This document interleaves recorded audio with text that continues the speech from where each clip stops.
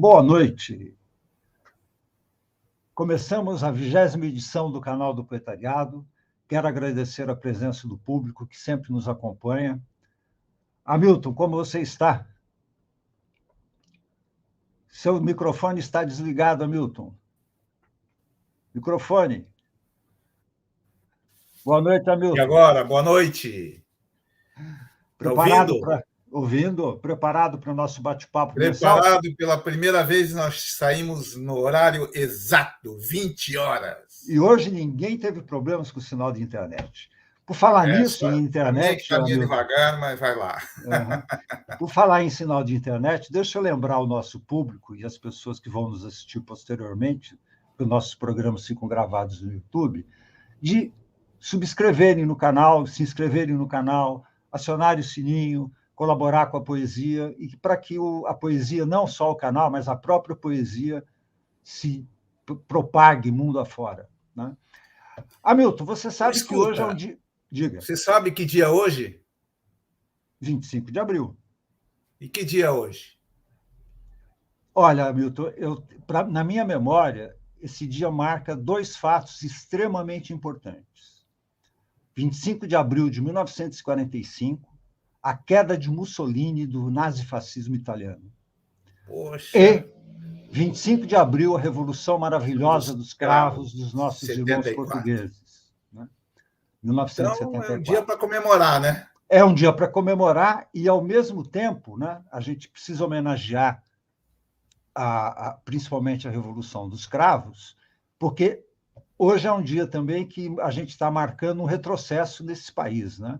Enquanto que em Portugal, em 74, o fascismo foi derrubado, a gente está vivendo uma situação no Brasil onde o fascismo... Fasticização.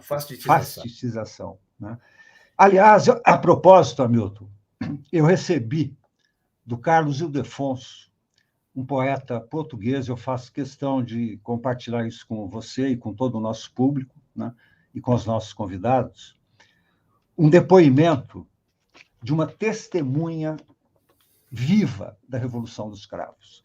Carlos Ildefonso é um poeta português, radicado aqui no Brasil há muitos anos, né, e ele era estudante na época da Revolução dos Cravos.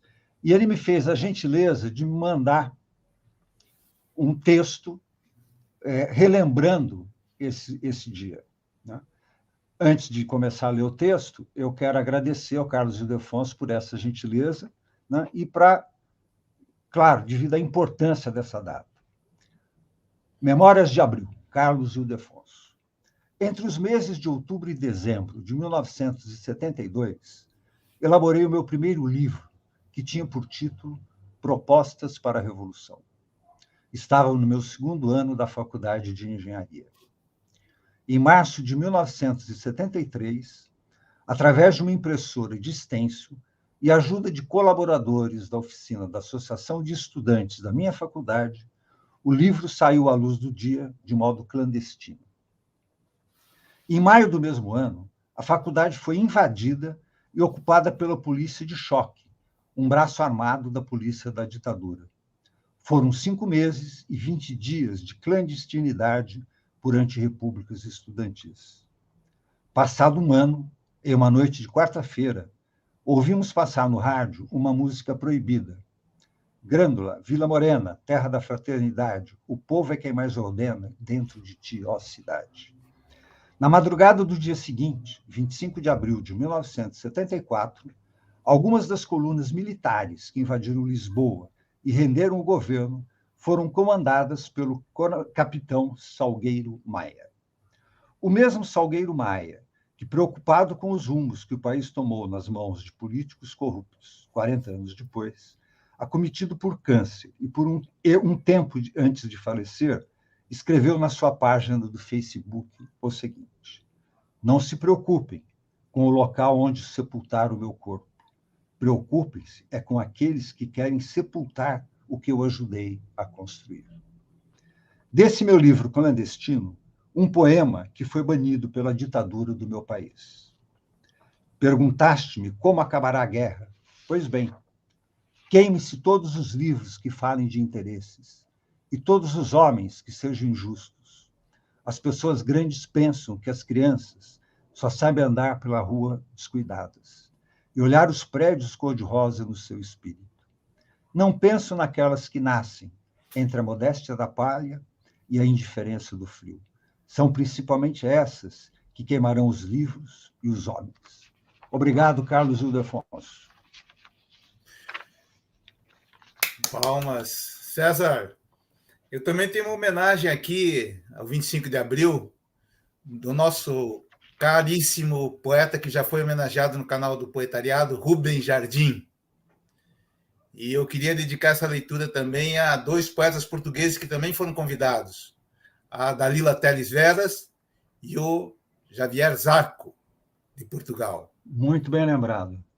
O poema do Rubem Jardim foi apresentado na Câmara Municipal, no plenário da Câmara Municipal de São Paulo, e foi lido em 2013 pelas comemorações de 39 anos da Revolução dos Cravos. Homenagem ao 25 de abril. E aqui, longe das praias solitárias, que ouço a voz das águas e as canções do mar. E o mar, que não é português, nem grego ou brasileiro, despeja suas ondas em meus versos que se recusam a caminhar sozinhos. Cesse tudo o que a musa antiga canta, que outro valor mais alto se levanta. E em pé e de cabeça erguida, eu chamo os poetas da língua, Camões, Fernando Pessoa, Castro Alves e todos que manifestaram nosso lirismo sem esquecer que as palavras têm garras e podem ajudar a transformar o mundo. Ó mar salgado, quanto do teu sal são lágrimas de Portugal? Eis aí o mistério marinho e poético que mistura nossas almas e nos torna navegantes resistentes. As cartas de Mariar são belas, mas a poesia está nas ruas, nos seios das mães e nas funduras sociais da língua. Importante é a travessia. Andrada, arranca este pendão dos ares. Colombo, fecha a porta dos teus mares. Sim, o mundo era outro. Eu também era outro. Mas a voz do mar era sempre a mesma. E apesar da terra girar, Portugal continuava com sal e azar. E as colônias africanas. Mas às 22h55 do dia 24 de abril de 1974, as rádios de Lisboa buscaram tocar a canção senha, que deu início ao movimento libertário.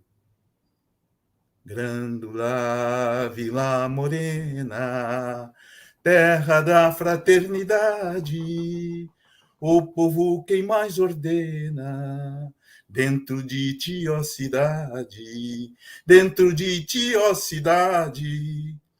Na celebração desse abril, um quadro ficou famoso. Trazia um título sugestivo, A Poesia Está na Rua, e foi ocupando as ruas que o povo português mostrou com cravos vermelhos amansando os fuzis, que a soberania popular pode ser sufocada, mas não pode ser morta. Liberdade, liberdade, abre as asas sobre nós. Grândola, Vila Morena, terra da fraternidade, o povo quem mais ordena, dentro de ti, ó cidade, dentro de ti, ó cidade. Maravilha. Obrigado, Rubem Jardim. Obrigado, Rubem Jardim.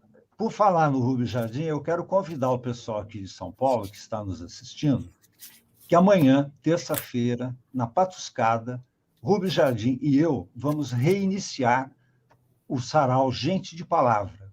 Então, estão todos convidados. E, com isso, a gente pode encerrar essa introdução e chamar o nosso primeiro convidado, Arthur Gomes, que não é português, mas tem uma poesia extremamente libertária, né? Vamos introduzir Arthur Gomes, que será acompanhado depois por dois grandes poetas também, Tchelo de Barros e Ademir Assunção. Arthur, boa noite. Obrigado por topar essa aventura com a gente aqui nesse bate-papo mensal do canal do Proletariado. Boa noite, César. Boa noite, Hamilton. Boa noite a todos que estiverem nos ouvindo, nos vendo. Prazer imenso, César. E obrigado a você e a Hamilton pelo convite e pelo olhar atento e aguçado que vocês mantiveram durante a semana sobre a minha poética culinaímica. Né? Maravilha. Estamos comemorando hoje, 25 de abril, a Revolução dos Cravos, não é? E, infelizmente, vivendo essa situação que estamos vivendo em nosso país, completamente diferente, completamente antagônica do que vive Portugal hoje. Mas é com arte, com poesia que a gente vai levando. Só dessa forma conseguimos ir levando a nossa travessia no inverso desse avesso, ou no avesso desse inverso. Passo a passo, pé no chão, tirando as pedras do caminho e colocando poesia, sempre poesia, cada vez mais. Legal. Maravilha. Nós queremos saber você do seu começo. Quando que começou? Quem é o Arthur Gomes? Poeta, Campo de Goitacazes, aquele Cacomanga, a fazenda de Cacomanga. Como é que era isso? Pois é, Milton e César. Bom, eu nasci nessa fazenda Santa Maria de Cacomanga, que fica no interior da cidade de Campos dos Goitacazes, no norte do estado do Rio. Bom, ali na Cacomanga, toda a infância foi voltada para as brincadeiras de criança, brincadeiras na infância, bola de futebol, bola de gude, pipa. A minha casa ficava perto de um campo de futebol, então ali o campo de futebol era o espaço onde praticamente a gente brincava até os 10, 11, 12, 13 anos. O início da minha vida educacional se deu em uma escola de nome Joaquim Ataíde, onde eu fiz a primeira, segunda e terceira série do ensino primário. Essa escola fica às margens da BR-101, em uma localidade chamada Tapera. Essa localidade ela está situada a 6 quilômetros da cidade de Campos, em direção ao Rio de Janeiro. Né? E dessa Tapera, que fica às margens da BR-101 até a Cacomanga, são mais ou menos 2 quilômetros a 2,5 quilômetros. Bom, ali na Escola Municipal Joaquim Ataíde, eu aprendi as primeiras letras, mas nada de muito importante, nada que me levasse a conhecer outras coisas. As matérias eram comuns: português, gramática, história, geografia, ciências. Aí, quando eu passei para a quarta série, já com meus 10, 11 anos, eu fui estudar em Campos, em um grupo escolar de nome Grupo Escolar 15 de Novembro. É uma escola estadual. E foram dois anos nessa escola, até fazer admissão para fazer ginásio na, então, Escola Técnica de Campos, em 1961. Aí, na Escola Técnica, eu acho que existiu um fato que veio mexer pela primeira vez exatamente com o meu íntimo, não para já começar a desabrochar a escrita, mas, de alguma forma, ter contato com poesia. Nessa época, a Escola Técnica, que hoje chama-se Instituto Federal Fluminense, hoje é uma instituição de terceiro grau, na época era só ensino fundamental, que se chamava Ginásio Industrial. Ali, a gente passava 4 anos percorrendo 12 oficinas. para aprender uma profissão, aprender um ofício. E uma dessas oficinas era tipografia.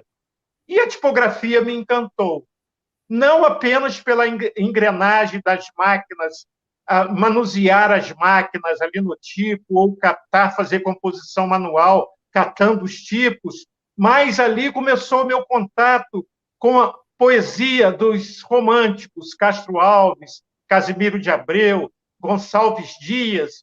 Era com poesias desses poetas que a gente aprendeu a lidar com impressão, composição manual, e eu acabei me especializando em linotipo. A minha primeira profissão é linotipista. E esse contato com a poesia dentro da tipografia era muito interessante, porque a gente mexia nas cores, imprimia os textos com as cores que a gente queria, imprimia com o tamanho das fontes que a gente queria. Então, a gente começou a brincar e aquilo começou a me fascinar. Tanto é que eu acabei me especializando, a oficina que eu escolhi foi tipografia, e me especializei em linotipo. Isso, de uma certa forma, foi de suma importância para mim. Quando eu terminei os 4 anos desse ginásio industrial, eu fui ser linotipista em um jornal da cidade de Campos, que tem o título de A Cidade. Esse jornal não existe mais. Ele existiu até o final dos anos 80, início dos anos 90. Trabalhei 1 ano nesse jornal, A Cidade, como linotipista. Trabalhava de 8 da noite, 20 horas, a 1 da madrugada. Era o horário estipulado no contrato, essas 5 horas, mas nunca que eu trabalhava só essas 5 horas. Tinha dia que eu saía 4 horas da manhã, 5 horas da manhã, ou tinha dia que era amanhecendo o dia, já dia, sol raiando. Devido, às vezes, aos contratempos que aconteciam na composição do material para ser impresso. Trabalhávamos eu e mais um outro linotipista que tinha o apelido de Capixaba, e ele era de Vitória e morava em Campos, era um capixaba mesmo, né? Depois desse período, já em 1966, começa na escola técnica, ela deixa de ser apenas Escola Técnica de Campos para se tornar Escola Técnica Federal de Campos. Ela passa a ter ensino técnico de 2º grau, ensino médio. E nesse período, nesse início, foram implantados 3 cursos: eletrotécnica, mecânica e edificações. Eu comecei a fazer eletrotécnica. Só que no meado do 2º ano, em 67, eu tive que deixar Campos para obrigatoriamente servir o Exército no Rio de Janeiro. Eu fui levado para o quartel Dragões da Independência, Cavalaria de Guardas, que ficava situado na esquina da rua Figueira de Melo com Pedro II.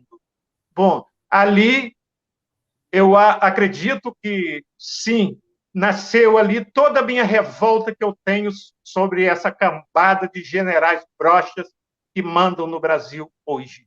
Impressionante nós termos passado por um período de 64 a mais ou menos 88, 89, sair daquela situação e hoje voltarmos a estar vivendo comandado por essa turma de generais canalhas, escrotos. E no final de 67, dezembro, metade dos soldados da Baixa foram dispensados e metade dos soldados vai para Brasília terminar o quartel de Cavalaria de Guardas Dragões da Independência em Brasília. E lá fui eu para Brasília trabalhar de pintor, pedreiro, carpinteiro, sem nunca ter trabalhado isso na minha vida, para terminar de construir o quartel Dragões da Independência. Bom, aí já dá para entender o ódio que eu tenho dessa canalhada até hoje. Bom, daqui a pouco eu começo a falar de poesia. Mas escuta, Arthur, essa introdução é para... Eu acho que vai dar a entender o porquê da minha escrita, das minhas atitudes, das minhas ações até hoje.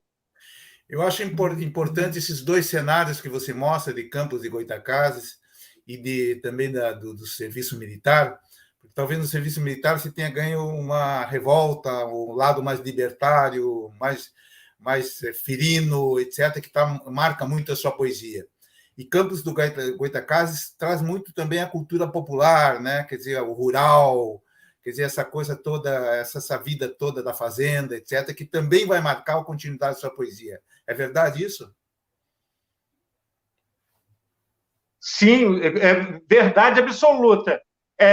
Quando eu volto do Exército, eu tive a sorte de ser convidado para assumir uma vaga de linotipista na escola técnica onde eu estudei. Tinha falecido um linotipista, a oficina estava sem linotipista, então um ex-professor foi na fazenda, ele sabia que eu tinha dado baixa, que eu tinha voltado do Exército, foi me convidar para eu assumir. Em uma semana, eu estava empregado no governo federal, dentro da Escola Técnica Federal de Campos, como linotipista. Bom, a partir daí, e a vivência, e aí eu passo a ter uma vivência em Campos muito maior, porque antes eu ia, passava o dia em Campos e voltava, eu ia e voltava. Não permanecia em Campos. A partir desse momento, eu começo a morar em Campos. Eu me mudo para a cidade. Né? E a minha convivência com a cidade, com as pessoas, a boemia, os bares, a vida noturna, começa a acontecer para mim. Né? Antes isso não acontecia. E aí os contatos com poetas, com músicos, com atores, com artistas plásticos, começam a acontecer na minha vida. E, aos poucos, eu começo a escrever. Eu não considero a escrita dessa época poesia, mas porque era muito mais desabafos, muito mais colocar para fora o que estava oprimido, o que estava me incomodando, do que simplesmente poesia. Eu nem tinha noção de estética, nem tinha noção de linguagem. Era escrever, escrever, escrever. E você toca no assunto, Campos, a questão da cultura popular, da questão das fazendas, o corte de cana, a questão do trabalho nos engenhos de cana-de-açúcar, que isso foi muito forte na cidade até o final dos anos 80. E tanto na fazenda quanto nos engenhos, era uma mão de obra escrava, um subemprego. E essas questões foram se misturando a uma revolta natural que vinha lá de dentro dos quartéis, e eu começo a escrever, a colocar isso para fora. Né? Isso vai desaguando. Quando, mais ou menos, meado dos anos 70, eu começo a escrever uma poesia já de cunho social. E o primeiro poema que eu escrevo de cunho social, e é em linguagem de cordel, chama-se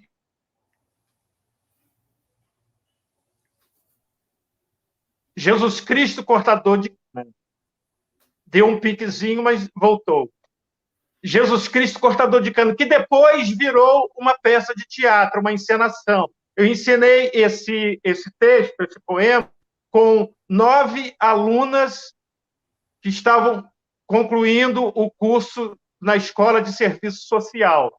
E fizemos todo um enredo dentro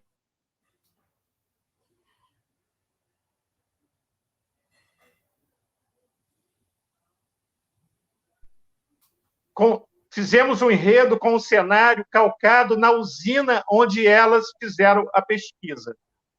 Bom, a partir daí é que a minha poesia começa a ter esse cunho sociopolítico, esse desabafo.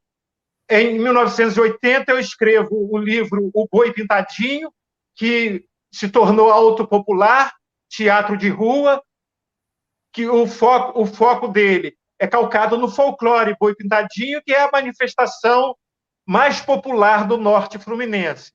Mas só que essa manifestação ela acontece no carnaval, nos desfiles de carnaval. Só que o boi que eu criei, não, era encenação na rua o ano inteiro.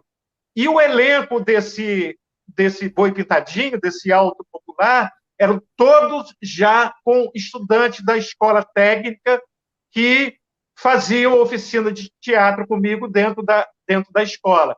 Mas, nesse ano, 1980, era um trabalho que eu fazia subversivo, era completamente sem autorização da direção da escola, não tinha apoio nenhum, era vontade de colocar para fora esse desabafo, vontade de colocar essas questões em discussão e acabava conseguindo aglutinar alunos e levava para baixo da caixa d'água, para os corredores, para pavilhão de oficina, às vezes para a cantina, era onde a gente ensaiava e aonde a gente apresentava. Então, todo o processo de criação, todo o contingente da escola participava, assistia. A gente não ensaiava nada em espaço fechado, era tudo em espaço aberto. Bom, do Boi Pintadinho, me deu vontade, a partir do Boi Pintadinho, de aglutinar poetas, trazer para as minhas ideias, trazer para os projetos coletivos que eu fazia, até então, com os alunos da escola, eu queria um coletivo de poetas. E aí, em 1983, eu crio a Mostra Visual de Poesia Brasileira, que, através dos Correios, eu começo a ter contato com poetas de todos os recantos do Brasil. Já na primeira edição, em setembro de 1983, não tinha um estado na exposição que não tivesse pelo menos um poeta representado. E é através desse projeto que eu venho a conhecer Dalila Teres Vera, Wilcom Pereira, Alici Curvelo, Tanucci Cardoso, Leila Mícolis, Moacir Cirne, né, Paulo Bruschi, Alma Andrade e uma série de outros poetas espalhados pelo Brasil. Alguns já trabalhavam com poesia visual, outros com poesia verbal, poesia escrita, arte da palavra, porque a minha ideia não era simplesmente um projeto para focar na poesia visual. Essa mostra acabou tendo poesia verbal, poesia concreta, neoconcretismo, arte postal, poema processo, poema visual e todo tipo de performance que cada poeta quisesse apresentar e tinha condições de apresentar. Esse projeto eu levo na marra, todo custeado e produzido com os meus recursos, até 1992. Em 1992, a convite da Lila, eu vou fazer uma performance no aniversário do Alfarrábio, em Santo André. E lá, conversa vai, conversa vem, conversa vai, conversa vem, Lila me desafia para, em 93, fazer a edição dessa mostra em Santo André. Eu comecei a escrever uma ideia, no meio da escrita, eu descubro que 1993 era o centenário do Mário de Andrade. E aí foco a questão do enredo, conteúdo do projeto, uma homenagem ao centenário do Mário de Andrade. mando para a Dalila, ela apresenta ao gerente do SESC São Caetano, e acontece, em 1993, esse projeto. E aí surge a questão de trabalhar o Macunaíma, de mergulhar no Macunaíma para estudar, para pesquisar, para tirar do Macunaíma alguma atividade do projeto, e daí, algum tempo depois, me surge como assim um toque de mágica e um estalo a palavra Fulinaíma. Quando eu ia para o SESC Campinas, dirigia uma oficina de criação com o meu parceiro de música, Naimã, em um fusquinha velho. Eu sei que no meio do caminho, não sei por que cargas d'água, talvez tenha sido o Mário ou o próprio Macunaíma que me soprou. Como ouvi várias vezes do Ferreira Goulart, ele sempre costumava dizer que ele ouvia vozes. Por enquanto, é isso. Legal. Arthur, você começou a escrever poesia depois dos seus 18 anos, então, né? Porque quando você era linotipista, você publicava os poemas dos grandes clássicos brasileiros. Quando é que você, de fato, começou a escrever poesia? E influenciado por quem? Bom, ou foi a revolta que você teve com o Exército que te levou a pensar a poesia? Eu, até a minha juventude, até antes de ir para o Exército, eu não tinha escrito poesia, nem pensava em escrever poesia. Eu começo a escrever no Exército, escrever carta para os meus familiares. Cartas para ter comunicação da minha mãe, dos meus irmãos, porque quando eu fui para Brasília, eu tinha perdido meu pai. Meu pai tinha falecido em setembro de 67. E nós fomos para Brasília em dezembro de 67. E foram 7 meses em Brasília sem voltar a casa, sem ver minha mãe e meus irmãos. Quando meu pai faleceu, para conseguir licença para sair do quartel e vir a Campos, quando eu chego em casa, eu não assisti o velório nem o enterro do meu pai, ele já tinha sido enterrado. Isso veio me causar um certo desconforto, que eu só fui perceber isso muito tempo depois. Assim, imediatamente, essas questões, essas coisas não me incomodavam, foram levando naturalmente. Mas depois isso começou a me incomodar muito. Então, no quartel, em Brasília, eu comecei a escrever cartas, mas nada de poesia. Voltando para Campos, quando comecei a escrever, eu não considerava que eu estava escrevendo poesia.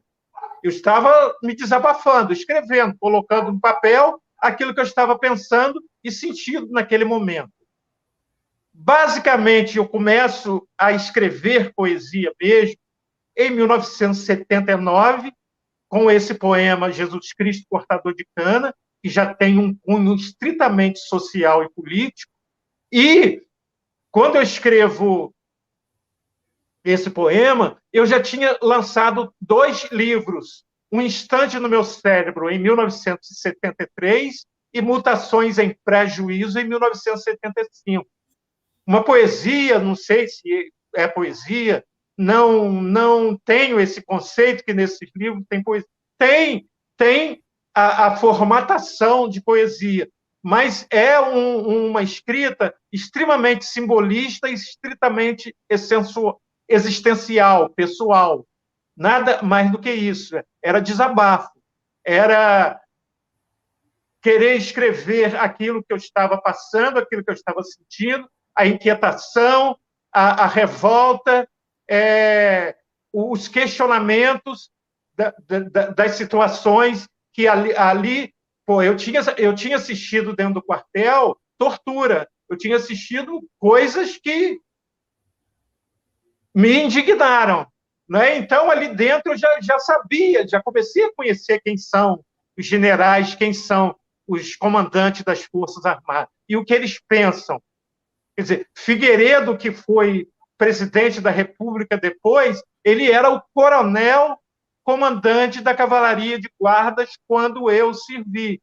E a única frase que ele sabia dizer, falar para nós, todos os dias de manhã na formatura, era que ele gostava mais de cheiro de cavalo do que de cheiro de gente.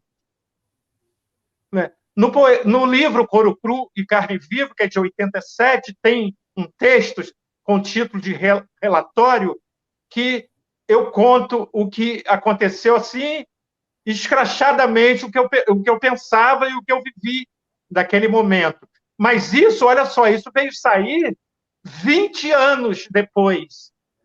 Né? Eu vivi o Exército obrigatoriamente, porque na época gente pobre, humilde, não conseguia se safar. Quem tinha dinheiro para pagar não servia. A elite nunca foi soldado de exército. Certo? E aí, nessa volta que as coisas começaram a ser refletidas, começaram a ser questionadas, o íntimo começou a ser questionador, os caminhos foram aparecendo, os caminhos foram surgindo, e as referências, os contatos, as indicações que as pessoas que, a partir da mostra Visual de Poesia Brasileira, eu comecei a ter contato com elas, contatos presenciais, contatos por cartas, foram de suma importância, que é o que eu sempre gosto de afirmar, que o Wilcon Pereira foi de suma importância para uma virada da minha linguagem e no meu conceito de poesia, com as experiências que ele me passava, a convivência. Ele, para mim, foi um mestre fora da academia, fora da escola. Né? E foi quem me apresentou Oswald de Andrade. Né? Se eu tenho hoje o Oswald de Andrade como referência, uma das, não é a única, devo isso ao Wilcon Pereira. É interessante, Arthur, porque você tem a sua obra é marcada muito por uma intertextualidade. Né? Você dialoga muito com outros poetas, com outros poemas, grandes ou pequenos, etc. Então, você tem uma conversa com Fernando Pessoa, você tem conversa com Drummond, você tem uma conversa com Ferreira Goulart, você tem uma conversa com Torquato, você tem uma conversa com Leminski, você tem uma conversa com Oswald. Mas Oswald vai ser, talvez, a síntese desse conjunto, né? Que te deu, fez nascer o sentido. Eu acredito que sim, amigo. Da tua história e fazendo uma transposição, inclusive, eu acredito que sim. E a transformação em linguagem, é correto?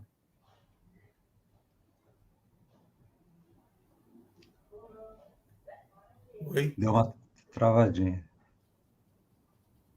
Eu acho, Hamilton, que muda totalmente. Tem uma coisa muito, muito importante no Oswald, que quando eu li o Serafim Ponte Grande, eu tive um choque, porque o personagem era um funcionário público igual a mim. Né? Eu já não era aquele garoto tímido, aquele jovem tímido como eu era antes. Eu já fazia teatro, já tinha incorporado uma série de coisas, já tinha incorporado outras personalidades, já estava solto na vida, e o Serafim Ponte Grande mostra uma personalidade que eu me encaixo perfeitamente nela. Eu me vejo ali no Serafim Ponte Grande não apenas como funcionário de uma repartição pública, mas um personagem gozador, sarcástico, irônico, sacana, que, de uma certa forma, é o humor que está na minha poesia a partir daí. Isso começa a acontecer a partir do momento que eu percebo a antropofagia do Oswald, né? Que eu percebo que lendo, digerindo, comendo, deglutindo, a gente pode vomitar outra coisa. Nós podemos criar a partir do que a gente engoliu. Agora, de uma certa forma, não é engolir e ficar com aquilo guardado. É engolir, mastigar, digerir e botar para fora. Então, eu acho que essa questão desses diálogos que foram surgindo a partir daí tem muito a ver a questão de ter mergulhado na obra do Oswald de Andrade para fazer o Retalhos Imortais do Serafim em 1995, que foi outro projeto meu que o Sesc São Paulo executou. Seria legal, talvez, Nem César. César? Diga. Não, seria legal, talvez, o Ademir falar um pouquinho sobre o Oswald, né? E ler alguma coisa de Oswald também, já que o Oswald é tão forte, né, nesse trabalho do Arthur Gomes. Você leu o meu pensamento, né? Porque a hora que ele falou do... Eu fiquei eu nessa. estava pensando exatamente em chamar o Ademir Assunção. Vamos colocá-lo na tela. Boa noite, Ademir. Prazer tê-lo aqui conosco. Boa noite. Boa noite, César, Hamilton, Arthur, todos e todas que estão assistindo. Boa noite, meu parceiro, meu brother, meu irmão. Meu tudo. Meu tudo. Falar do Oswald, o Oswald, né? Até no nome dele há polêmicas, né? É um prazer, porque, para mim, entre todos os que participaram ali da Semana de 22, né? Da Semana de Arte Moderna, é o meu predileto, pela ousadia, pelo espírito rebelde, né, contra a institucionalização de costumes, institucionalização da língua, inclusive, e um tanto visionário, né? Eu acho que isso são características que a gente percebe facilmente no Oswald de Andrade, né? Então, eu vou, mais do que falar sobre Oswald, vou ler alguns trechos para que ele fale, a gente perceba, primeiro, no Manifesto Antropófago, tão comentado, né? Escrito em 1928, quase 100 anos, a gente está fazendo 100 anos da Semana de Arte Moderna, e o manifesto é de 28, também daqui a pouco vai estar fazendo 100 anos. E a gente perceber como ele já tinha uma visão, em muitos aspectos, muito à frente, e inclusive de temas que hoje voltaram a ser discutidos com intensa atualidade. Então, eu não vou ler, claro, o manifesto inteiro, mas eu fiz uns recortes aqui de alguns trechos que interessam a isso que eu quero salientar, e que tem tudo a ver com o trabalho do Arthur e de toda a conversa que veio até agora, né? Aqui nesse programa do Poetariado. Então, do Manifesto Antropófago. Só a antropofagia nos une socialmente, economicamente, filosoficamente, contra todos os importadores de consciência enlatada. Queremos a Revolução Caraíba, maior que a Revolução Francesa. Nunca fomos catequizados. Vivemos através de um direito sonâmbulo. Fizemos Cristo nascer na Bahia ou em Belém do Pará. Mas nunca admitimos o nascimento da lógica entre nós. Já tínhamos o comunismo, já tínhamos a língua surrealista, a magia e a vida. Tínhamos a relação e a distribuição dos bens físicos, dos bens morais.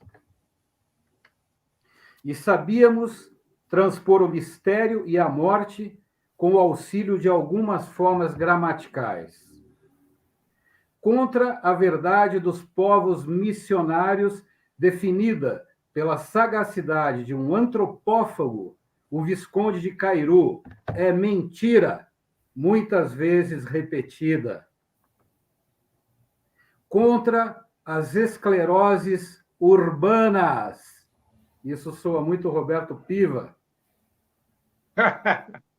Antes dos portugueses descobrirem o Brasil tinha descoberto a felicidade.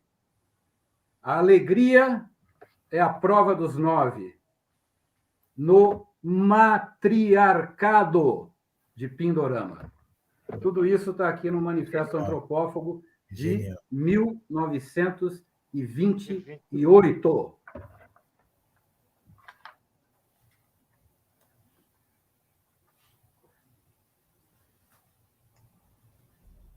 Eu acho que depois disso não precisa falar mais nada do Oswald, porque ele é tão visionário e tão pouco previsível, né?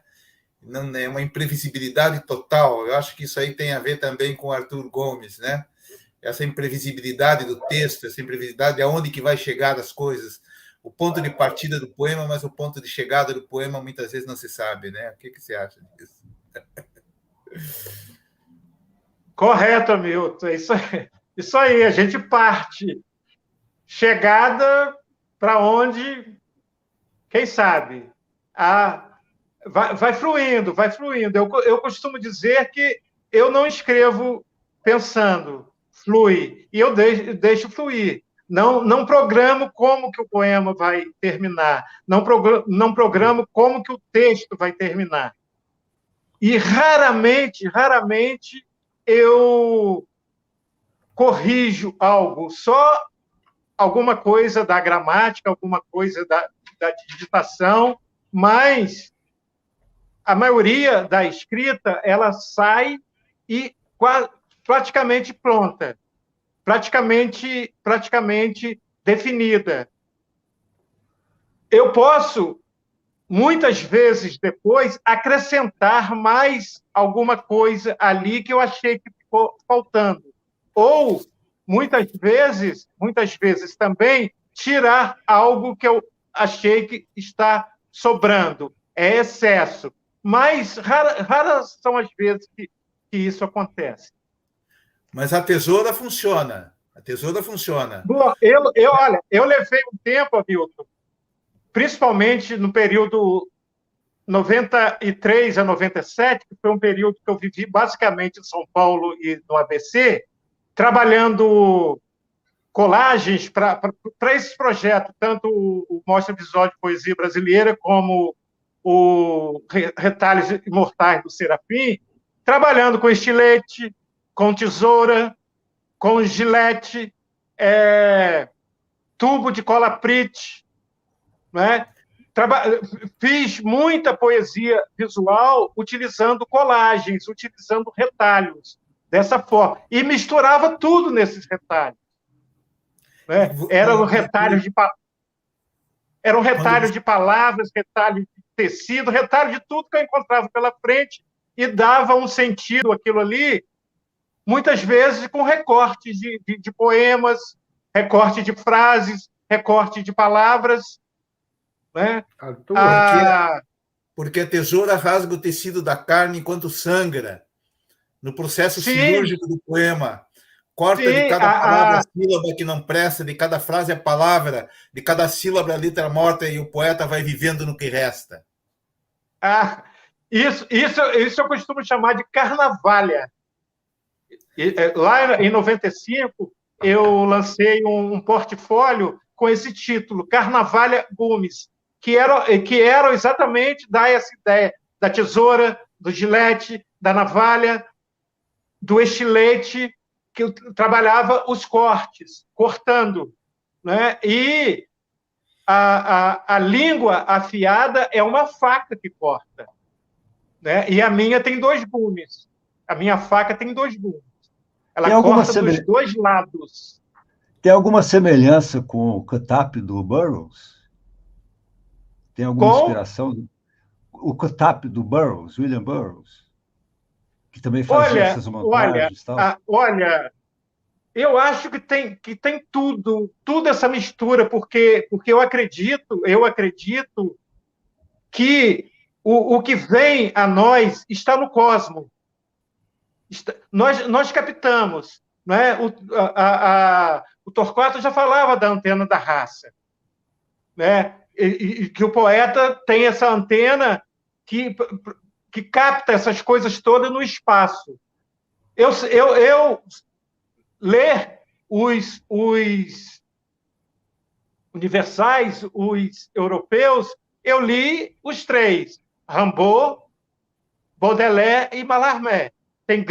Eu sei que tem grandes referências esses três e grande influência, mas outros eu não acredito. Só se veio mesmo soprado e eu não consegui identificar de onde veio. Você falou, Arthur, do Wilcon Pereira, que não é uma figura tão conhecida quanto outros poetas ou escritores e que merece ser conhecido, né? O Wilcon, que escritor, foi professor na Unesp, em várias cidades aqui do interior de São Paulo, e você falou uma coisa que chamou a atenção, que o Wilcon, que de alguma forma te mostrou ou te apresentou uma consciência maior sobre a poesia, que até então você considera o que você escrevia mais um desabafo, uma revolta contra aquelas situações que você tinha vivido, presenciado e visto, né? Quando você diz que o Wilcon te trouxe essa consciência sobre a poesia mesmo, o que exatamente ele te revelou? Metáforas,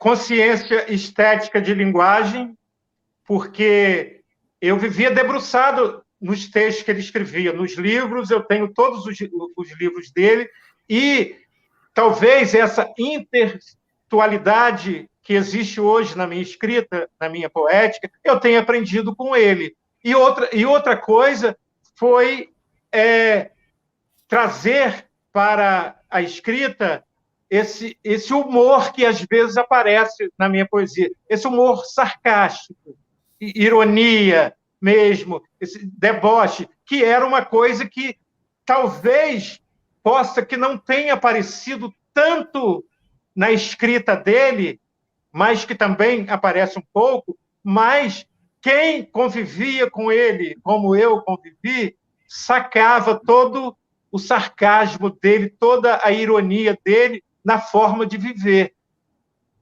nas suas atitudes, na sua forma de vida. Né? Eu me lembro uma vez, eu fui assistir uma palestra dele, da Unesp, sobre arte. Ele deixou a plateia mais ou menos uns 30 minutos em silêncio, calada, e ele em silêncio. E, em um determinado momento, ele pega o microfone: vocês me convidaram para vir falar de arte aqui. Eu não posso falar de arte, porque a arte morreu, olha ela passando por aí. E terminou, não falou mais nada, se levantou e foi embora. Né? Essa era uma atitude dele que ele sempre tinha quando a gente provocava de alguma forma, quando estávamos em grupo. Né? Durante o evento que teve em Batatais, em 1987, nós ficamos hospedados em uma fazenda com 33 poetas. O Wilcon foi uma das pessoas que ficou hospedado junto com a gente. Não tinha uma noite que a gente não morria de rir com as histórias que ele contava. Então, além da escrita, de aprender muito da escrita dele, houve uma vivência que eu absorvi muito da personalidade dele na forma de agir e pensar as coisas. Pensar ele mesmo dentro do coletivo, pensar o outro ao lado dele. Ele levava as coisas muito leve, muito de uma certa forma, na brincadeira. que eu sempre falava para ele, pô, você está igual o Leminski, distraído, venceremos. Esse era o espírito dele. Aliás, Arthur, a influência do Wilco é tão forte em você que você tem um livro inteirinho dedicado a ele, chamado Brasílica Pereira. Dedicado a ele. Eu quero aproveitar e ler um dos poemas que está nesse livro aqui. O Brasílica Pereira, 1968, ou A Investigação Uicorniana. Quem és tu, Wilco Pereira, que foste fazer na Sorbonne? Ter aulas com Sartre ou cantar a Simone? Esse teu poema é a cara do Wilco, cara. É a cara do exatamente. Esse livro foi lançado pela Alfarrado Edições, da Lila. Em 2000. Né? Em 2000, eu tinha convivido com ele durante 13 anos, de 83 a 96, quando ele faleceu. E esse livro, Brasílica Pereira, Traição das Metáforas, o Ademir não sabe, tem uma passagem, um capítulo nele, que é totalmente calcado na Máquina Peluda. É totalmente uma referência da Máquina Peluda. Na correria que eu ficava no ABC, fazendo uma coisa aqui, uma coisa ali, outra, eu chegava à noite no apartamento onde eu estava hospedado, muitas vezes em Santo André, outras vezes com Gabriel, lá na Estação da Luz, né? Pegava um papel, um lápis ou uma caneta e rascunhava. Quando chegou em 2000, eu estou com o livro pronto. Apresentei para a Dalila imediatamente, vamos publicar. Né? É um livro onde talvez seja o livro onde eu mais use uma linguagem metafórica, porque ele não é um livro só de poesia, é um livro de prosa poética. Tem muita poesia, mas tem muita prosa também. A propósito, eu quero chamar o Tchelo de Barros para comentar exatamente a sua obra, Arthur. Tchelo de Barros, boa noite, Tchelo. Prazer tê-lo aqui. Obrigado por ter feito o nosso convite. Cabe a você agora, meu querido, a missão de nos elucidar essa poesia complexa, falada, libertária do Arthur Gomes. Eita, missão difícil, gente. Boa noite a todos, né? Todos que nos assistem, né? Bom dia também e boa tarde, boa madrugada, né? Vocês que veem a gravação disso aqui, porque isso aqui é um material documental, né? O Poteriado tem se tornado assim um material documental, né? Um abraço para vocês aí de 2067, né? Porque isso aqui tudo fica eternizado. Para vocês 1000 aí anos. De 2067, talvez de outros séculos, talvez vocês aí que colonizaram Marte, né? Olha o que acontecia aqui em 2022, sabe? O Brasil estava virado num caos, o mundo não muito longe disso, né? Mas tinha essa turma aqui que encontrava um tempinho aí para falar de poesia, gente. Olha só como eram as coisas naquele tempo. Pois é, cara. Mas a missão de falar de Arthur, ela é um desafio, né? Porque eu acho que primeiro o Arthur continua sendo aquele soldado, aquele dragão da independência, mas um dragão da independência libertário, né? Porque ele continua no fronte, só que um fronte cultural, né? Continua nas suas batalhas aí literárias, né? Continua nesse grande desafio aí como se fosse um soldado, né? Como se fosse um Mayakovsky contemporâneo aí, usando de todas as armas e atacando de todos os flancos aí para fazer com que a poesia dele chegue até as pessoas. Mas eu até diria mais, Arthur, até uma oportunidade de eu fazer aqui a você um agradecimento em nome, olha só, da população brasileira por tudo que você tem feito pela cultura na sua trajetória. Eu sei que hoje o foco aqui é falarmos dos seus versos, do seu trabalho autoral, mas às vezes as pessoas esquecem de pontuar essa tua atuação como um promotor cultural, como um produtor cultural, como praticamente um editor, um curador, diante das muitas atividades que você fez pelo coletivo para fazer não só a sua poesia chegar até as pessoas, mas promover uma literatura contemporânea, uma poesia atual que vem desde o teu início, sabe? É uma poesia atual no sentido de dialogar com o que acontecia no Brasil naqueles anos aí que você tão bem mencionou, mas isso foi permanecendo ao longo da sua carreira, né? E eu estou falando dos saraus que você organizou, que foram inúmeros, né? Eu estou falando aí, Arthur, por exemplo, dos festivais que você ajudou a organizar, dos congressos literários, como, por exemplo, o de Bento Gonçalves, que você participou de inúmeras edições, levou muitos autores para lá, né? E em outros lugares do Brasil também. Eu estou falando, Arthur, das ações coletivas, das antologias que você ajudou a organizar, toda aquela fase da poesia visual, né, com as exposições que você pensou, que você organizou, que você trouxe muita gente, e hoje, quando se fala em história de uma poesia visual brasileira, uma possível história de uma poesia experimental aqui no nosso país, isso passa pelo seu nome. Eu sei que você é modesto, não fica falando tanto nisso, mas é importante lembrar disso. E o quanto você sempre questionou também as instituições culturais, normalmente reféns de partidinhos políticos, de quem está no poder, né? E isso aí já seria uma brecha. Não que o Hamilton e o César soubessem disso, mas eu quero conclamar aqui o poetariado a entrar em contato com as 5.500 prefeituras desse país, para que demitam todos os secretários de cultura que não tenham pessoas qualificadas nas instituições culturais para fazer a poesia contemporânea chegar até as pessoas, chegar até as suas populações.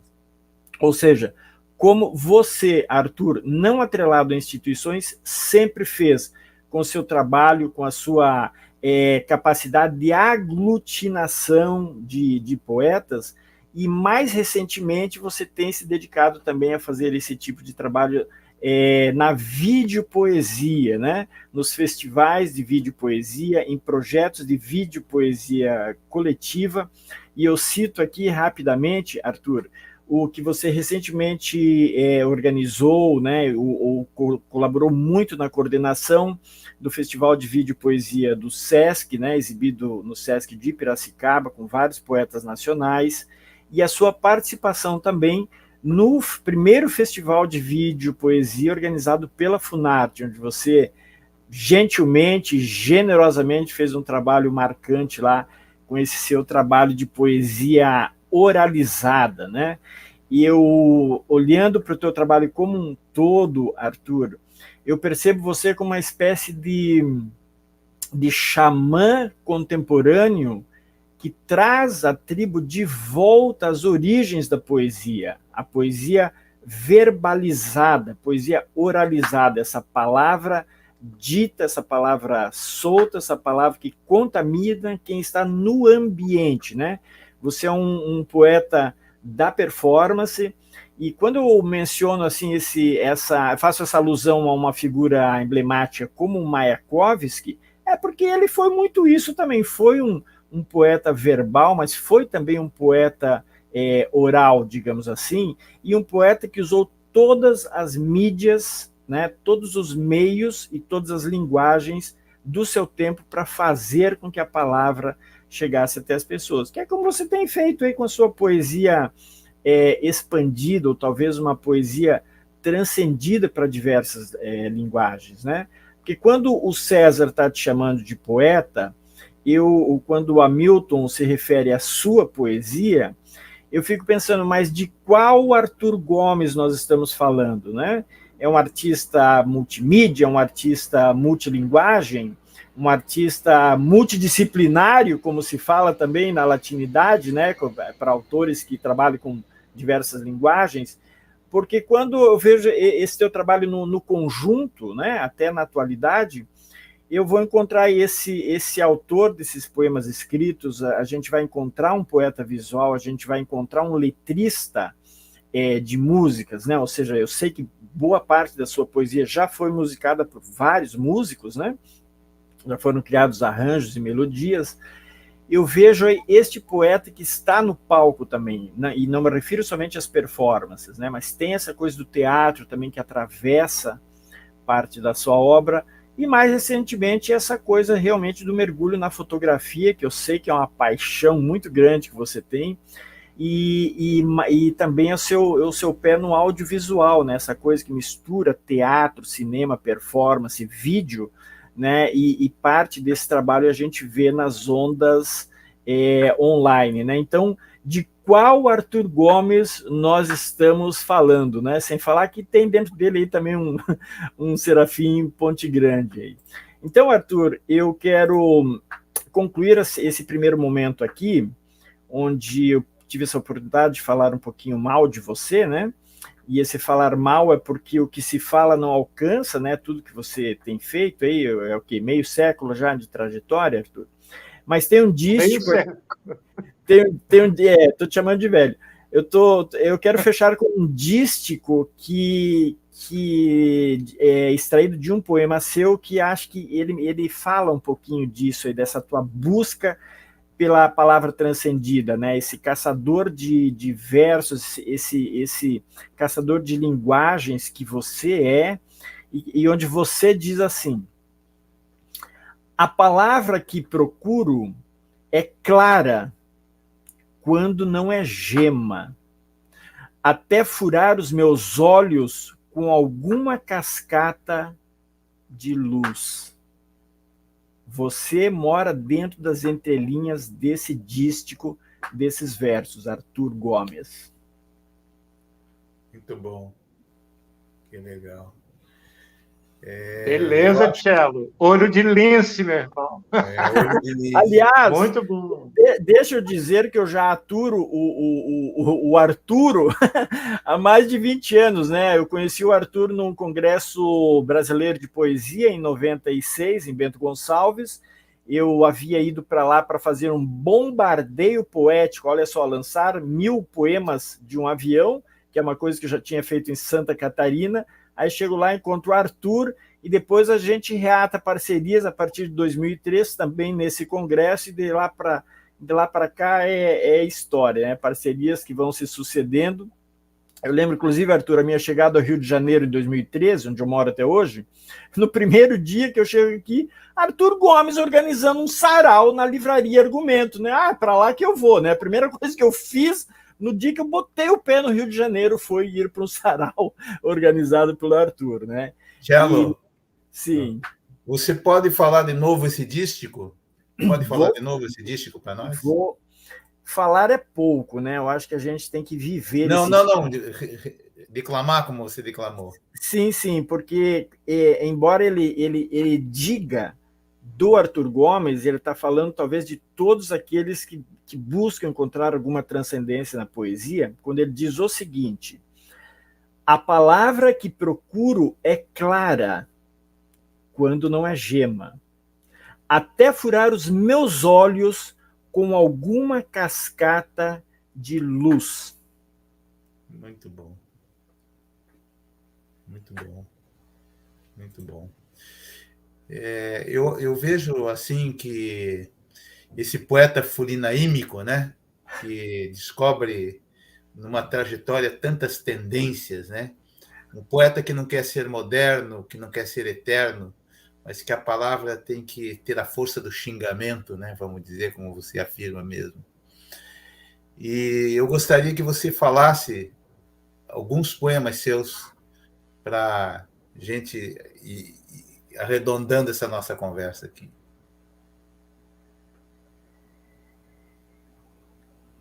Beleza. Eu vou começar falando um poema que tem o título de Veracidade. Esse poema tem uma história que, muitas vezes, quando eu penso o que aconteceu, eu mesmo quase que nem acredito. O Ademir Assunção tinha pensado um projeto para o Itaú Cultural em 2005, com o título de Outros Bárbaros, Poesia na Idade Mídia. Cada poeta tinha que dialogar com uma outra linguagem. Me convoca, me convida para o projeto, e eu vou para São Paulo ensaiar com uma turma de músicos. Por quê? Porque o meu parceiro mineiro, Naimã, que tinha participado do CD Fulinaíma, Saques, Blues e Poesia, que eu lancei em 2002, morava em São Paulo, em uma república, na Zona Leste, e tinha lá convivência com muitos amigos. Então, eu montei uma banda que teve a participação do Renato Gama, que o Ademir também conhece, o Ronaldo Gama, que é irmão do Renato, baixista, um baterista, o Juninho, e uma cantora carioca que morava no Rio e morava em São Paulo na época, Joana Flor. Ensaiamos a performance para o evento, e no dia do evento, que eu vou à tarde para o Itaú passar o som, eu pego o metrô no Jardim Patriarca, onde a gente estava hospedado, e desço na Praça da República. E da Praça da República até a Paulista, eu fui passando, olhando as coisas, vendo o nome das ruas, olhando isso aqui, olhando isso ali. Passei o som, mas nada dessas coisas estarem na cabeça ordenadas. Quer dizer, para mim, o que estava ordenado na minha cabeça era a memória do que a gente tinha ensaiado. Mas acreditem vocês que no meio da performance sai exatamente um poema que eu apenas pensei durante o trajeto do Jardim Patriarca até chegar ao Itaú, que diz o seguinte: por que trancar as portas? Tentar proibir as entradas. Se eu já habito os teus 5 sentidos e as janelas estão escancaradas. Um beija-flor risca no espaço algumas letras de um alfabeto grego, signo de comunicação indecifrável. Eu tenho fome de terra, e esse asfalto sob a sola dos meus pés, agulha nos meus dedos. Quando piso na Augusta, o poema dá um tapa na cara da Paulista.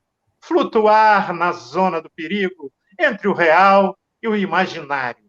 João Guimarães Rosa, Caio Prado, Martins Fontes, um bacanal de ruas tortas.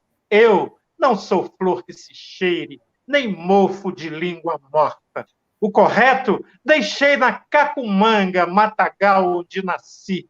Com seus dentes de concreto, São Paulo é quem me devora. E selvagem, devolvo a dentada na carne da rua Aurora. Muito bom. Por um poema que desconcerte, entorte, desconforte, arrombe a porta dos céus da tua boca, arranhe os dentes da loba, arrebanhe os cordeiros no pasto e lhes ensine a subverter as ordens do pastor. Assumo o risco. Não sou demo nem curisco. Eu sou cantor. Já que você tocou nessa temática, Hamilton, vou falar 2 poemas que é mais ou menos a síntese disso aí. Te beijo vestida de nua. Somente a lua te espelha nesta lagoa vermelha, Porto Alegre, cais do porto. Barcos, navios no teu corpo. Os peixes brincam no teu cio, nos teus seios, minhas mãos. As rendas finas que vestias sob os teus pelos. Ficção. Todos os laços dos tecidos. Aquela cor do teu vestido, a pura pele agora é roupa. O sabor da tua língua, o batom da tua boca, tudo antes só promessa. Agora, hóstia entre meus dentes. E para espanto dos decentes, te leva ao ato consagrado. Se te despir por só pecado, é só pecar que me interessa.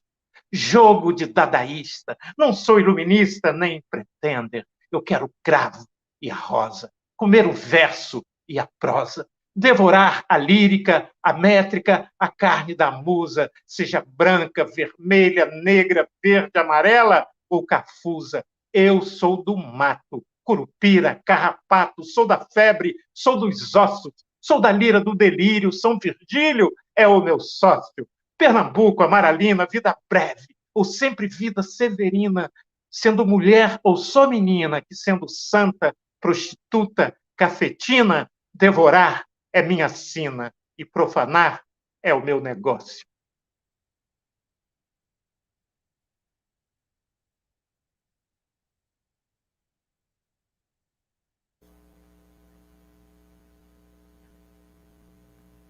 Eu quero ler também um dos meus preferidos do Arthur, que está aqui no Pátria Amada, Pátria Armada, livro atualíssimo, e que eu já vi, é um poema mutante, porque eu já vi ele com se desdobrando em publicações diferentes, mas eu, inclusive aqui no livro, ele está dividido em dois, na verdade, Terra de Santa Cruz e 1º de Abril. Mas eu vou ler da maneira como o Arthur fixou no CD, Folinaíma, Sax, Blues e Poesia, e que ele cruza com uma música do Hell Despairs, linda, um blusão que caiu muito bem, o cruzamento do poema com esse blues, que é Noite Escura, né, Arthur? Noite Escura. Noite Escura. Isso. Que eu toda vez que eu ouço assim me emociona. E porque esse poema falando para os de 2586 que vão assistir no futuro, para ter uma ideia da gênese do que a gente chama de Brasil, né? Porque antes do Brasil já existiam povos aqui, né? Então, na verdade, como já é até um lugar comum, não é uma descoberta, é uma invasão, mas a gênese disso que a gente considera de Brasil, né, para cá, e que é quase um pequeno épico, assim, né, da história brasileira, e que, infelizmente, a gente deu um passo para trás, de novo, mas que vai ser revertido aí, tenho fé. E não só fé, como estamos, acho que todos nós aqui, fazendo a nossa parte para que haja essa mudança e a gente volte a pensar e a viver como a gente merece, né? O Brasil é um país tão fantástico, com um povo tão fantástico que ainda não conseguiram destruir com todas as imbecilidades, né? Que empurram goela abaixo dia e noite, mas continua sendo um país das grandes possibilidades, né? Embora acho que todo mundo está um pouco cansado e baleado, acho que lá no fundo ainda a gente tem essa chama, né, de que o Brasil realmente pode ser não o país do futuro, do presente, né? Porque chega de futuro, a gente quer aqui e agora, né? Mas chega de prefácio e vou direto para esse poema, que é Terra de Santa Cruz, só que aqui ele dividiu em duas partes. Eu vou ler como Terra de Santa Cruz. Ao batizarem-te, deram-te o nome, posto que a tua profissão é abrir-te em camas, dar-te em ferro, ouro, prata, rios, peixes, minas, mata. Deixar que os abutres devorem-te na carne, o derradeiro verme. Salve lindo pendão que balança entre as pernas abertas da paz, tua nobre sifilítica herança dos rendezvous de impérios atrás. Meu coração é tão hipócrita que não janta, e mais imbecil que ainda canta. Ouviram no Ipiranga as margens plácidas uma bandeira arriada de um país que não levanta. Telefonaram-me, avisando-me que vinhas. Na noite, uma estrela ainda brigava contra a escuridão. Na rua, sob patas, tombavam homens indefesos. Esperei-te 20 anos, até hoje não vieste à minha porta. O poeta estraçalha a bandeira, raio-sol, marginal, quarta-feira, na geleia geral brasileira, o céu de abril não é de anil, nem general é mais Brasil. Minha verde e amarela esperança, Portugal já vendeu para a França. O coração latino balança entre o mar do dólar do norte e o chão dos cruzeiros do sul. O poeta esfrangalha a bandeira, raia o sol marginal sexta-feira, nessa porra estrangeira e azul que há muito índio dizia. Meu coração marçal tupã, sangra tupi e rock and roll. Meu sangue tupiniquim, em corpo tupinambá, samba, jongo, maculelê, maracatu, boi-bumbá. A veia de curumim é Coca-Cola e Guaraná. O sangue rola no parque, o sonho ralo no tanque. Nada a ver com tipo dark e muito menos com punk. Meu vício letal é baiafro com ódio mortal de Yankee. Oh, baby, a coisa por aqui não mudou nada. Embora sejam outras siglas no emblema, espada continua a ser espada. Poema continua a ser poema.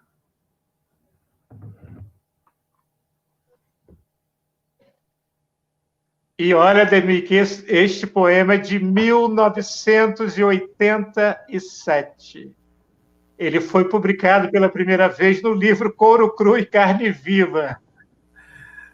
Para infelicidade nossa, continua atualíssimo, né, Arthur? 13 com mais 22, 35 anos atrás, esse poema foi escrito. E nada mudou.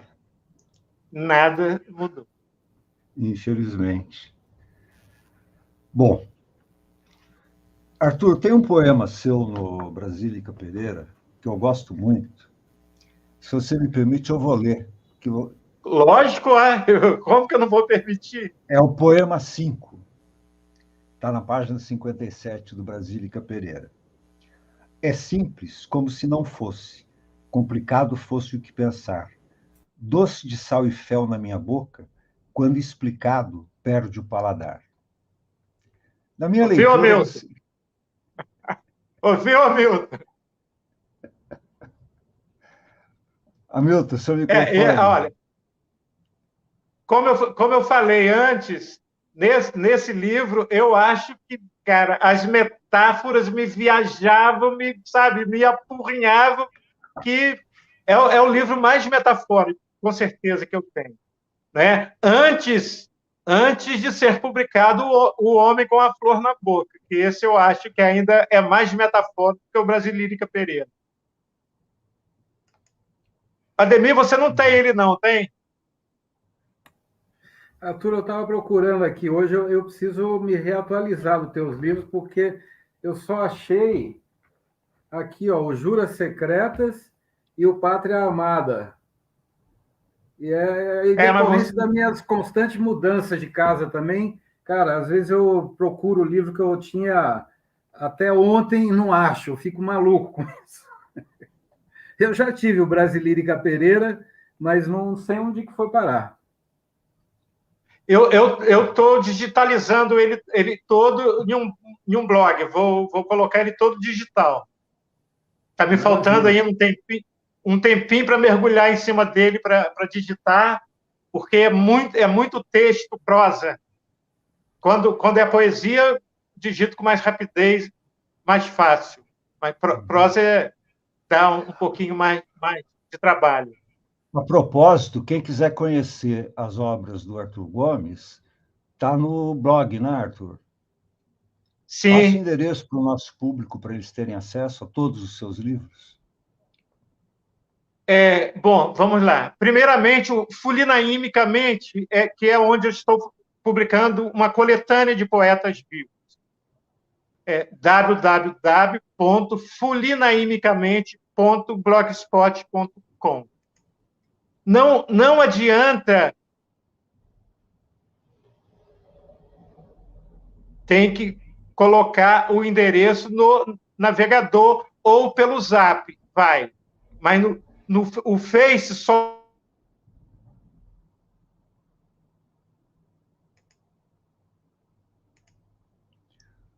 O Arthur caiu, infelizmente. Vamos aguardar um pouquinho, porque daqui a pouco volta. O sinal dele estava bom até agora.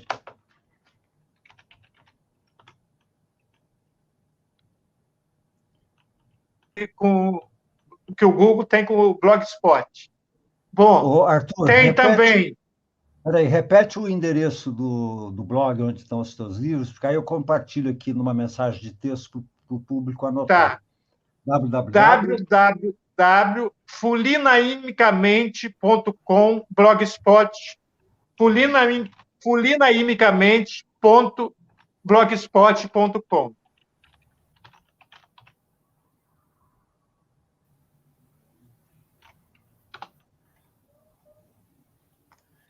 Está aí o endereço, está correto, né? Fulinaimicamente, isso. Agora o Pátria Armada. www.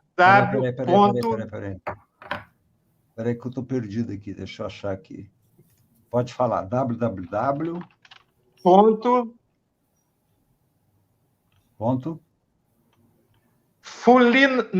Arthur Gomes Fulinaíma. Gomes Fulinaíma. Fulinaíma.blogspot.com. Indo a esses dois, já vai achar links para os outros.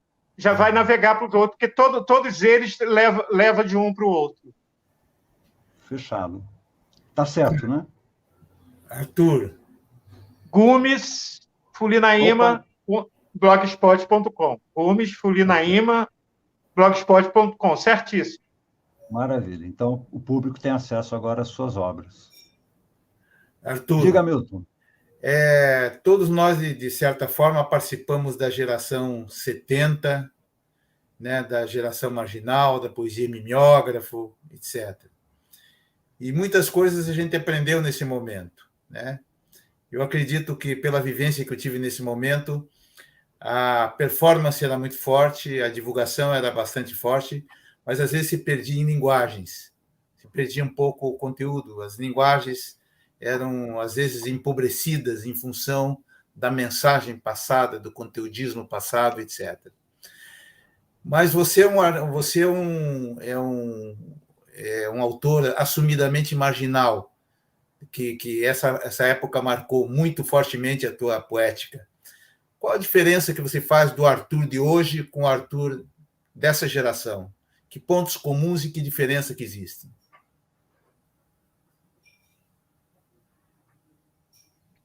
Bom, eu venho da geração mimeógrafo, geração Xerox, toda essa poesia marginal. E participei ativamente com grupos no Rio, principalmente no Rio, porque em Campos, nessa época, a gente não tinha muita agitação com poesia. Era mínima. Tinha alguns poetas, mas não eram poetas com essa característica. Nessa época da geração mimeógrafo, no Rio, a gente já fazia performance de rua, já fazia performance na praia, já tinha movimentação da impressão dos livretos para distribuir, mas é exatamente a diferença que eu acho hoje é que, naquela época, de uma certa forma, a gente não tinha a experiência de linguagem que, por exemplo, eu tenho hoje, a bagagem que eu fui adquirindo com o tempo, com a prática, com as vivências. Hoje, se eu for me olhar lá atrás e fazer uma análise, hoje eu considero panfletário.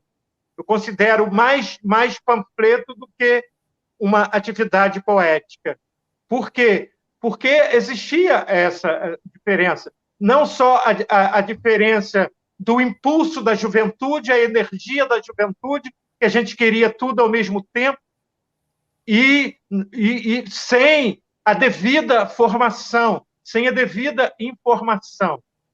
Eu acredito que, com todas as informações que eu começo a ter, o conhecimento de linguagem, de estética, de recortes e leituras mesmo que vêm a partir do projeto Mostra Visual de Poesia Brasileira, que é aí que começa a haver uma mudança na minha linguagem, na minha escrita, e também no meu comportamento. Por quê? Porque, né, a partir de 83 para cá, com a Mostra Visual de Poesia Brasileira, e a minha experimentação já com o teatro, eu passo a dominar a fala, as performances, e a escrita também vai sendo moldada a isso aí.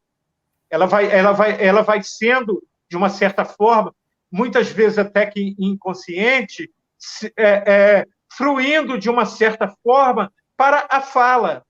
Porque a minha formação, inclusive de infância na roça, é a oralidade. Meu pai organizava rodas de jongo no quintal de casa. Então, eu começo a presenciar manifestações culturais no quintal da minha casa, vendo as rodas de jongo, ou ouvindo rádio, ouvindo os cantores de época, Anísio Silva, Orlando Silva, Nelson Gonçalves. Meu pai era apaixonado por Nelson Gonçalves. Ele tinha uma imensidão de vinis dos cantores dessa época. Então, a minha infância, na infância, eu tenho essa formação, que é estritamente oral. Né? E a coisa do jongo é muito forte. É uma coisa que pega a gente pelo pé, que quando, de repente, você menos espera, você está ali dançando no meio da roda. Né? Então, eu vejo essa diferença da minha fase lá de geração mimeógrafo, de geração xerox, porque, por exemplo, muita coisa na Mostra Visual de Poesia Brasileira, principalmente as primeiras edições, teve muita coisa que foi produzida através do xerox. Teve muita coisa que foi xerocada. Né? O próprio Hugo Pontes fala que o trabalho dele é todo xerox, a poesia visual dele é toda produzida em colagem e impressa em xerox. Não só ele, Joaquim Branco, que é o pessoal lá do princípio da poesia visual no Brasil. Né? Então, para mim, essa diferença. Eu vejo uma diferença muito grande como eu escrevi, como eu me comportava lá no final dos anos 60, início dos anos 70, para hoje. É uma outra personalidade e uma outra escrita completa. Não só nos focos, mas em uma série de coisas. Por exemplo, a intertextualidade eu começo a utilizar de um tempo para cá. Talvez já nos anos 90. Não existia isso na minha escrita lá atrás. Vocês podem ler o Suor e Cio na íntegra, podem ler o Couro Cru e Carne Viva, que é poesia. Poesia escrita como poesia, não tem prosa. Não tem prosa. Que seja poética ou mesmo mini-contos ou crônica, não tem. É poesia, é verso. Né? E hoje, muitas vezes, o pensamento já sai ali como texto em prosa, mesmo tendo a poética entranhada nele. Arthur, queria te fazer uma pergunta, só que antes eu rapidamente quero contextualizar. O McLuhan, que é um pensador, né, da comunicação, da linguagem da comunicação, e que me impressiona muito, ele usa uma expressão que é o leitor solitário, que surge com o livro impresso, né? Que, como você acabou de falar, né, do jongo, para pegar um exemplo, que acontece ali com o artista e a audiência, e é uma expressão verbal, né? Junto com dança, junto com a música. Se a gente pensar numa tradição muito, muito forte, né, nordestina, do repente, do improviso, né? Eu já vi uma vez em Limoeiro do Norte, no Ceará, 3 horas e meia, 2 poetas improvisando e um tirando sarro do outro. E é uma coisa impressionante. Isso são as origens da poesia, né? Ela nasceu junto com a música, com a dança, com a fala, e com o livro impresso, isso muda completamente. A gente está aqui, né, solitário, lendo um livro, em silêncio, muitas vezes. Eu gosto de ler em voz alta, poesia especialmente, né? Ou até mesmo, muitas vezes, a gente vê o que é mais comum, né? Um autor abrir o livro e ler, simplesmente ler o que está escrito ali, né? E você é um desses poetas que vai além, né? Você coloca a poesia, usa recursos vocais, né? Entonações, o ritmo muito presente na tua poesia, e a presença, o corpo ali físico, né? Então, eu te pergunto, quando a poesia, que está aqui no Pátria Armada, por exemplo, que eu leio em silêncio aqui, sai do livro e vai para a voz ali em contato com a audiência, e da maneira como você utiliza os recursos vocais e tudo mais, o que é que muda? Eu acho que muda não só o sentido de quem faz, como o sentido de quem absorve aquilo. Por quê? A leitura da escrita, ela é a visão que absorve. Quando é utilizada a voz, seja na poesia falada, seja no canto, é a audição que absorve aquilo ali. E a audição, no meu entender, é muito mais forte do que a visão. É muito mais fácil a gente memorizar a letra de uma música do que memorizar um poema, a não ser que a gente leia em voz alta. Trabalhe toda a leitura em voz alta. A memorialização vem muito mais fácil. Eu aprendi isso no teatro. Antes, eu não tinha esse conhecimento. Antes de ser levado para o teatro, não tinha esse conhecimento. E eu me deixei ser levado para o teatro porque eu queria aprender a falar poesia. Esse foi o meu desejo de aceitar um convite e ir para o teatro. A primeira apresentação minha em teatro, eu fui levado para ser dirigido em um musical os textos do musical foram escritos por mim. Eram todos próprios. Eu levei quase 6 meses ensaiando para memorizar. Fugia, não. Então, eu tive que fazer exercícios, laboratórios, todo o trabalho que é feito em teatro para eu conseguir memorizar aqueles. E não eram muitos, eram apenas 6 textos que entravam em intervalos de 3 ou 4 músicas. Todas as músicas também do musical tinham letras minhas. Uma tinha acabado de vencer um festival em 1974. E aí, esse amigo diretor de teatro disse: olha, vamos fazer um musical, mas eu quero você ensinando os textos. Como eu não falava, eu apenas escrevia e engavetava. Eu falei, não, eu vou aprender isso que eu quero falar. Chegou um determinado momento que eu tinha já lançado 2 livros e não sabia o que as pessoas achavam. Por quê? O livro vai, alguém compra ou ganha, mas você não sabe o resultado daquilo ali, você não sabe o que achou. E começou a bater na minha mente, na minha cabeça, que eu queria ver o que as pessoas estavam achando que eu estava escrevendo. E isso foi o teatro que me deu essa tarimba,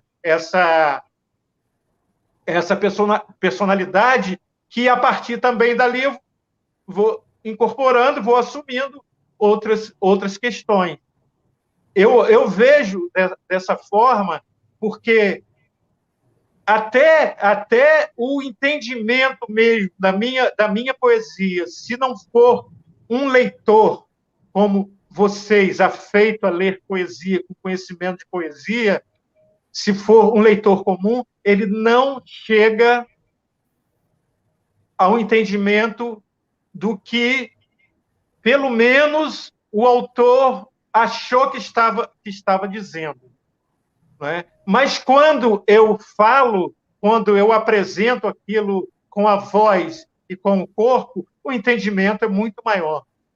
Não é? Por isso que, dessa forma também, isso me instiga a estar fazendo performance, a estar fazendo sarau, a estar em contato com a poesia falada. Né? E depois que eu comecei a usar o audiovisual também, essa plataforma passou a ser quase que um apêndice, né, do palco. Né?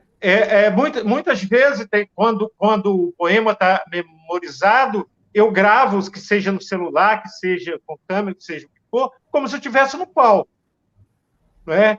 Não é a mesma coisa, porque eu estou solitário ali, frente a uma tela, frente a um celular ou frente a uma lente de uma câmera. Mas a sensação é praticamente a mesma, de estar falando para alguém. E isso, para mim, é muito importante. Arthur, a gente... Posso fazer uma pergunta? Posso fazer uma perguntinha bem rápida para o Arthur, gente? Sim. Com certeza. Não, é rapidinho, mas é pegando um pouquinho ali uma carona nessa pergunta do Ademir. É o seguinte, Arthur, você tem, né, como já foi falado aqui, esse desejo sempre de estar manifestando um ideário político, social, questionador do poder, etc. E nesse arco temático da sua obra, você tem, eu não diria num outro polo, mas essa coisa da poesia lírico-amorosa, né, muito presente no seu trabalho, numa pegada contemporânea, né? E para poder fazer a pergunta que eu vou fazer, já que você mencionou que você né, gosta de saber como que a tua poesia reverbera, como que as pessoas reagem, né? E eu gostaria, então, para poder formular a pergunta, ler um rápido poema seu, mas lembrando do que Mário Quintana dizia, né? Que o poeta sofre 3 vezes, né? Quando ele sente o poema, quando ele escreve o poema e quando lê seu poema, né? Então, um poema que eu sei que você gosta muito, e salvo engano, a última vez que eu vi você dizendo foi quando você organizou no Rio a Balbúrdia Poética, e o seu poema Pelegrafia diz assim: meus lábios em teus ouvidos, flechas Netuno Cupido, a faca na língua, a língua na faca, a febre em patas de vaca, as unhas sujas de lorca, cebola pré-sal com pimenta, tempero sobre sabre de fogo, na tua língua com coentro, qualquer paixão reinvento. O corpo mar quando agita, na pré-amar arrebenta, espuma, esperma, semeia, sementes letra por letra, na bruma branca da areia. Sem pensar qualquer sentido, grafito em teu corpo despido, poemas na lua cheia. Então, Arthur, dito este poema seu, eu queria que você comentasse com a gente um pouco da reação que a tua poesia desperta nas pessoas, ou qual o feedback que o teu leitorado tem te dado, como é que as pessoas respondem a tua poesia, ou, se você quiser responder de outra maneira, se tem algum poema seu que tem reverberado mais, que tem caminhado mais, né? Porque o bom poema é quando ele começa a caminhar sozinho, né? Então, eu queria que você comentasse um pouquinho para a gente, assim, de como que as plateias ou os leitores respondem à tua poesia. que poema seu que tem caminhado mais por aí? Bom, o retorno, quando eu faço ao vivo, falo, ele é imediato, é sensacional. É difícil uma performance, uma fala de poemas, uma roda de poesia, onde as pessoas não manifestam uma sensação, uma emoção me ouvindo, né? Lendo, eu não sei te dizer, porque as pessoas que leem solitariamente, muitas delas eu nem sei quem são, nem sei por onde meus livros andam, né? Nas redes sociais, muitas leituras têm tido, muitos poemas que eu publico têm tido um bom retorno de comentários, de discussão.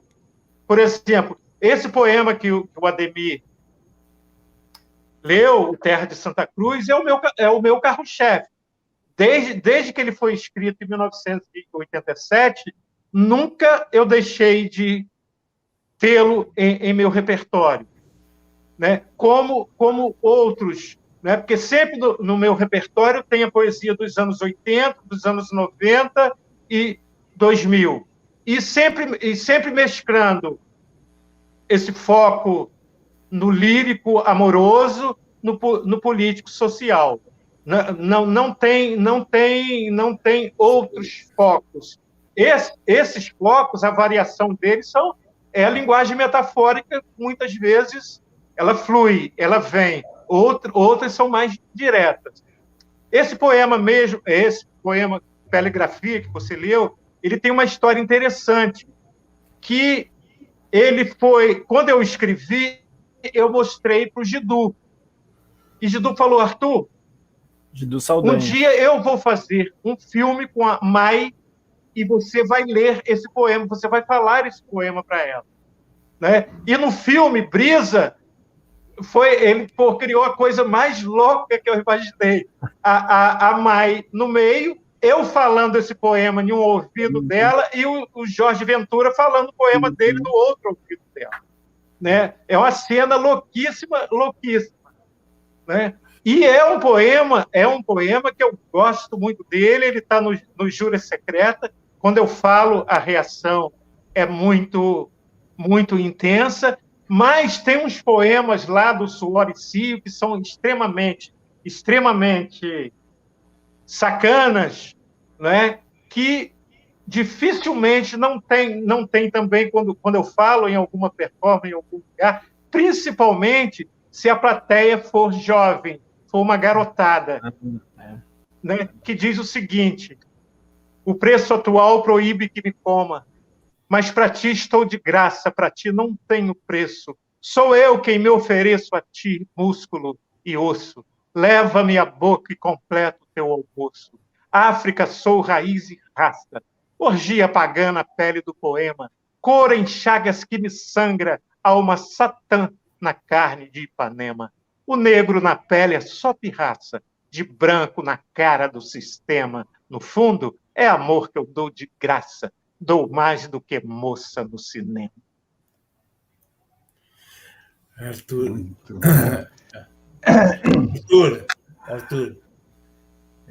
tem uma pergunta para você, que é a seguinte.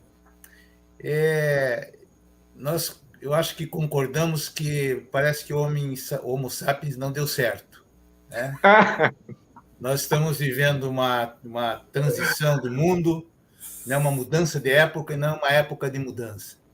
E nós acreditamos, de uma maneira geral, queiramos de formas diferentes, num certo reencantamento do mundo. Eu pergunto, você incorpora uma era poética que está por vir?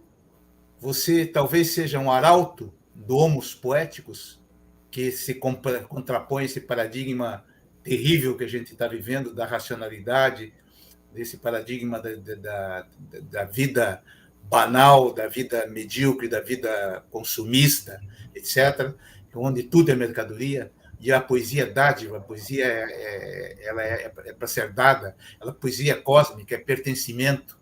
Eu entendo a poesia como pertencimento, como recebimento.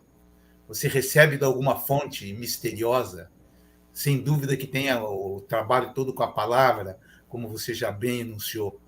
Mas talvez esteja no horizonte uma era poética e talvez você também seja um arauto dessa era poética. O que você acha disso? Ô, Milton, eu me deixo levar muito pelo emocional. Eu não sou muito razão. Muitas vezes duvido até dela, né? Agora, sou muito presente. Como o Ademir falou, eu quero o presente. O futuro virá. E tenho fé que ele venha, e venha de outra forma. E também depende de nós esse futuro.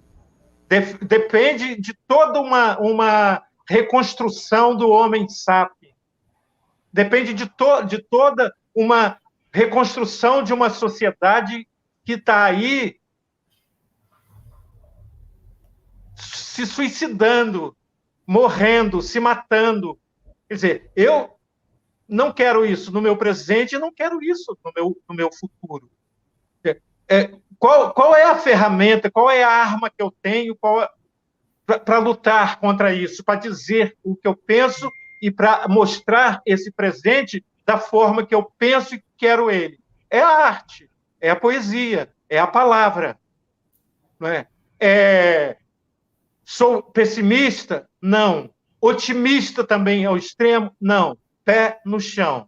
Não sei o que virá, não sei o que nos aguarda, não sei o que vai ser 2023. Tenho fé que o Brasil seja outro, que a gente dê um corte nisso que estamos vivendo, que tenha uma reviravolta e que possamos ter breve outros caminhos a seguir, outros pensadores nos guardando lá em Brasília, nos governando lá de Brasília. Não sou tão otimista que isso vai acontecer facilmente. Estamos aí na luta. O que podemos fazer para esclarecer as pessoas, né, para dizer que, sabe, desmentir que o país não está melhor porra nenhuma, está cada vez pior, sabe, cada vez no fundo do poço, né? Cada vez lá na marcha ré, né? Mas o presente que nós temos é esse. Nós estamos vivendo isso, e quem disser que não, está mentindo. Eu vou falar um poeminha bem curto que eu pensei, não está pronto ainda não, mas chama-se Folia na Imagem, Freudelérico. O poema Freudelérico não tem nada de pessoa. Na vitrola rola um disco dos Demônios da Garoa. Assombrado com o verbo desemprego, afio muito mais a carnavalha. Corto as tralhas da mortalha, Palácio do Planalto, Alvorada, cu de boi, submundo mais profundo desse país que já foi. Muito bom. Bom, estamos chegando... Aliás, já passamos do tempo de encerrar o programa. Passamos muito. Mas eu quero ler um último poema aqui seu, Arthur, porque eu acho que é um poema que meio que condensa a temática que o Hamilton te colocou, né? E eu concordo com o Hamilton, acho que você é uma espécie de arauto de uma nova era, né? Do Homos Poéticos. Está no Juras Secretas. Tenho estado entre o fio e a navalha, perigosamente no limite, pulando a cerca da fronteira entre o teu estado de sítio e o meu estado de surto. Só curto a palavra viva, odeio uma língua morta. Poema que presta é linguagem, pratico a sagaranagem na esquina da Rua Torta. Para mim, esse poema é a tua cara. É a fotografia do Arthur Gomes, né? Que, aliás, marca, no meu modo de ver, é uma síntese das suas primeiras poesias lá de trás dos anos 80. Né? Que, por não, sinal, é engraçado... Não, só para terminar. Por sinal, o Wilcon Pereira, no prefácio que ele faz para o seu livro Suaricil, ele já denuncia as suas características que você nunca vai abandonar. E você, no último livro, Pátria Armada, que o Ademir, inclusive, leu alguns poemas aqui, você meio que reitera aquele prefácio profético do livro. Parabéns, Arthur. Muito obrigado por ter topado essa conversa conosco. Ademir Assunção, muito obrigado por participar brilhantemente aí da nossa conversa. Cello, muitíssimo obrigado. Adoraria continuar por mais uma hora conversando com vocês, ouvindo poemas, lendo poemas e sabendo um pouco mais da vida do Arthur, mas tudo tem um limite, né? E, no nosso caso, o limite não é a faca poética do Arthur, mas é o horário nosso que nos obriga a encerrar. Obrigado. Muito obrigado a você. Muito obrigado a você, César, a Milton, ao Cello e ao Ademir. Prazer enorme essas quase 2 horas de bate-papo. Muito obrigado mesmo. Graças também a todos. O César já falou, muito bom. Documental, poético, espontâneo, maravilhoso. Encerramos, então. Muito obrigado a todos, obrigado ao nosso público que nos ouviu até agora. E o mês que vem temos mais um canal do Poetariado. Uma boa noite a todos. Boa noite. Buenas. Buenas.